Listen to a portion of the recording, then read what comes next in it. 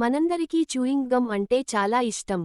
కానీ, ఆ గమ్ పొరపాటున మింగితే ఏం అవుతుందో మీరు ఎప్పుడైనా ఆలోచించారా? చాలామందికి గమ్ మింగితే అది 7 సంవత్సరాలు కడుపులోనే ఉండిపోతుందని నమ్మకం ఉంది. కానీ ఇది నిజమా? వాస్తవానికి మన జీర్ణవ్యవస్థ సాధారణంగా తినే ఆహారాన్ని జీర్ణం చేస్తుంది. కానీ గమ్ పూర్తిగా జీర్ణం కాదు. గమ్లో ఉండే సింథటిక్ పదార్థాలు కడుపులో జీర్ణం కావు.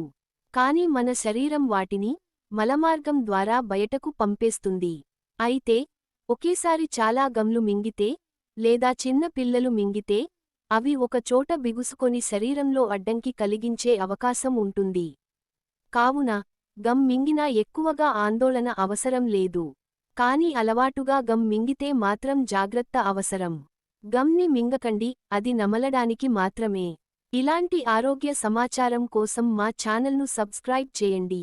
మరియు ఈ వీడియోని షేర్ చేయండి.